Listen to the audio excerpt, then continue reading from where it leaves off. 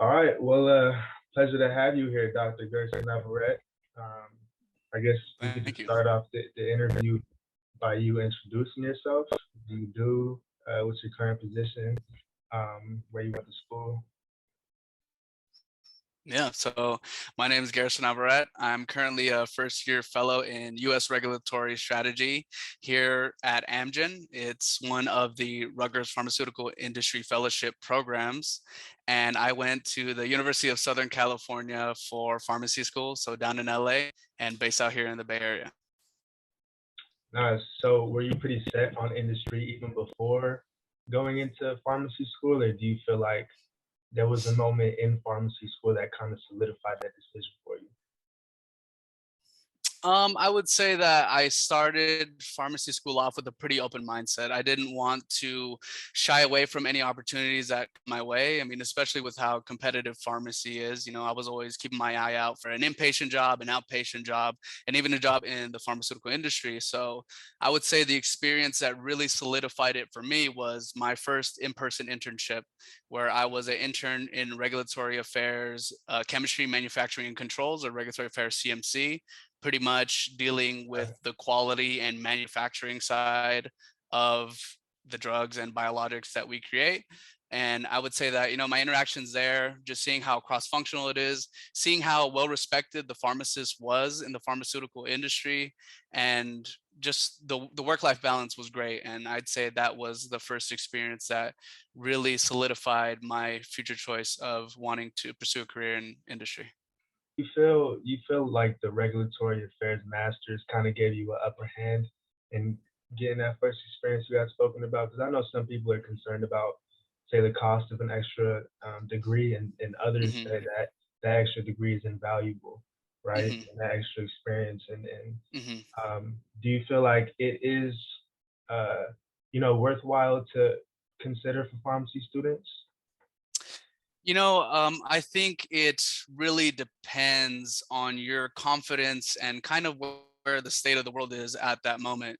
I wanted to be the most competitive candidate possible. So doing things like getting that master's degree, while maybe, let's say, if I look back in 10 years, maybe I didn't need it in the end, but it's definitely something that I was able to bring as talking points into my internship interviews, into my fellowship interviews. So with me thinking that it definitely helped get that first experience, who knows if I would have been able to get my second industry internship after that. Who knows if maybe I wouldn't have been able to get some of the appies I wanted, because I was talking about those experiences that I was able to get because I had that master's degree. Is a master's degree 100% necessary? I would say it's not 100% necessary, but anything that you can do to make yourself a more competitive candidate, those 30 to $50,000, it's a lot of money. It definitely is a lot of money, but for me, the trade-off is worth it if I'm able to not be looking for a job for 1 year and missing out on maybe $100,000 or something like that. Right. So making yourself the most well-rounded candidate, that way you can pick up a job as easy as possible, looking for the shortest amount of time. So I think it'll pay off in the end. Yeah. So taking it back, were you involved in student orgs on campus? And if so, how did they help you in the professional world? Yeah, my first leadership experience was my P1 year. I was a level one representative for the Student National Pharmaceutical Association, or SNAFA. It Mm, is an organization that's dedicated to bridging the gap in, minority communities, very poor communities, and pretty much fostering a group of individuals who kind of don't fit into any other category. There was no Latino association when I was in pharmacy school, so I feel right. like um, I I felt more attracted to an organization that was serving the East LA community, a community that was very similar to the one that I grew up in. Um, After that, my second year of pharmacy school, I was a student ambassador for the Margaret and John Biles Academic Success Center, I believe it is called. Yeah. And they gave me a ton of opportunities. I was able to, go to dinners with the board of directors for the School of Pharmacy. I was able to speak at certain outreach events for high school parents that wanted to get their kids to go into a health profession, medical school, pharmacy school, PT school. Just gave me so many opportunities and so much face time in the School of Pharmacy, where, we have like almost 200 students per class. So any opportunity that you have to show your face and be more familiar with the faculty is super invaluable. Being that when you apply for fellowships, you're probably going to need 3 letters of recommendation, and you want to have a good diversity of professional contacts as well as academic contacts. I was also on the student admissions committee, and that definitely sharpened up my interview skills, being able to sit on the other side and speak with candidates and kind of take the edge and pressure off of interviewing. When mid-year comes around, you're interviewing back to back, and you're going to know every situation in your head like the back of your hand. You're going to be able to speak to it so well. And I think that serving on the student admissions committee helped me sharpen that up. By the 3rd year of pharmacy school, I was president of the Student National Pharmaceutical Association. So I was able to lead an organization of over 30 people, put on events that I've always wanted to put on, and get closer with not only my own class, but with the P2 and P1 class, which, I still hold these connections close. Shout out to Philmon. Shout out to you, man. Shout out to you. What's one piece of advice that you would give to current pharmacy students, maybe even split up into like underclassmen and then upperclassmen, P1, P2, and P3s, P4s? And this is just general advice, not anything General. specific to. Okay. Yeah, could be pharmacy, could be non-pharmacy, could be Yeah. Outlook on pharmacy school, pharmacy world, anything.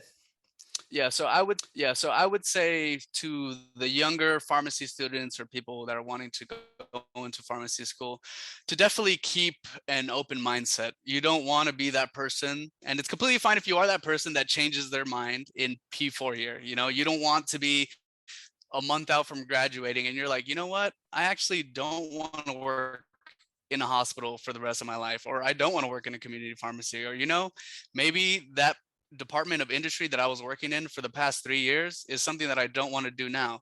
So always keep an open mindset and make sure that you really take a good look at every opportunity that is presented to you really early on, because those opportunities might not present themselves again.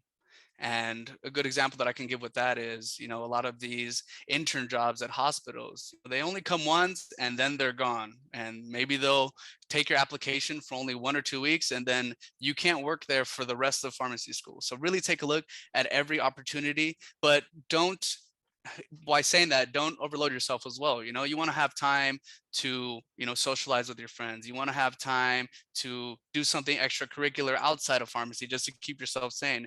You also want to have time to take on a leadership position. So make sure that you take a good look at every opportunity that's given to you, but, keep a healthy mindset and don't work yourself to death, because that's how you grow to hate pharmacy. How did you network during pharmacy school? Was it like, did you take initiative to like reach out to faculty? Did you go to conferences? What was like your method of networking?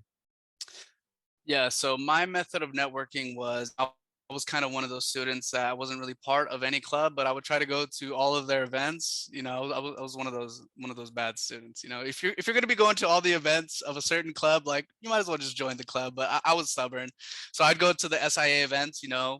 I would go to industry night. I think they have it's like industry 101, and then they have the building bridges. Super Yeah. great opportunities to meet people that are currently working in industry. And when you're going into pharmacy school in your P1 year, you really don't know as much as you think you know. So just being able to learn from all those people was really nice.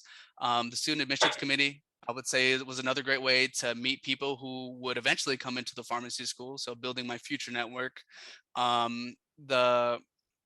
The student ambassador opportunity, I would say, put me more close with faculty more than anything, just because faculty are so closely knit into that organization, and a lot of the faculty lead there. So when you're in this group of maybe 60 students across all 3 classes, the faculty really do get to know you. So Right. I would say try to stay involved. Don't be afraid to reach out to people, especially if they're alumni from USC. I I'm always happy to talk with students, and I know I sometimes it could take a little long to get back to them, but I know that I would have been really grateful for every opportunity that they had to talk to me when I was underclassman. So yeah, don't be afraid to reach out to anybody, even if it's just to say like, hey, I have no idea what you do, but it sounds cool. Can you just explain it to me? And I'm sure they'll be more than happy to explain. Yeah, most definitely. I feel like having the student title, you really have to take advantage of. I feel like a Exactly. lot of people won't turn down a student for like an informational session, Hmm. things like that. So Exactly. yeah, definitely feel those points. Um, so like what next question, were you strategic about picking your appies? And if so, what was your game plan and how did you execute? For my industry appies, I'm a firm believer in trying at least a little bit of everything before closing the doors on something. So for example, I tried working in a hospital, didn't like it, tried working in community pharmacy, didn't like it. I tried working in medical affairs. I thought it wasn't the right fit for me. I tried working in market access. I tried working in FDA, and I eventually found my fit in regulatory affairs. So going into appies, I had only had experience in regulatory affairs, and that was pretty much it. So luckily, during that summer, those summer blocks 2 and 3, I was able to get an internship in medical information and medical communications. I selected one of my elective appies to be at the FDA, and I selected another one of my elective appies to be over at Amgen doing global pricing and market access. So I knew that by the end of my appies, by the end of my appies, I would have already have chosen a fellowship. But I at least knew that at the end, I would know at least somewhat of an idea of what I wanted to do in industry for the foreseeable, 2 to 5 years. And after doing the commercial, getting some commercial experience, medical experience, regulatory experience, and then even some experience over at a health agency like the FDA, happy to say that I think I made the right choice, siding with regulatory. Definitely. Yeah, I feel those sentiments because I feel like you can't really know what you want to do until you So you do figure it. out what you don't want to do and you try Exactly. things and you try community and retail, you try, inpatient, you try managed care, and then you like Hmm. narrow down what you want to do. So I definitely feel those sentiments. Um, Exactly. But so I like, guess I guess yeah, like on the opposite side of that, if 100% like you want to do medical affairs, like do an internship in medical affairs, do both of your appies in medical affairs, and then maybe you won't right. have to do a fellowship and something like that. But Mm. for me, like I wasn't one of those people. Like I wanted to try everything. I wanted to try at least a little bit of everything, and I know that there's still a lot that I have yet to try, but I at least have a general sense of what everyone does in industry. So going off that, this is wise Dr. Navarrete speaking, right? So if you were to give one piece of advice to P1 Gerson, what would it be?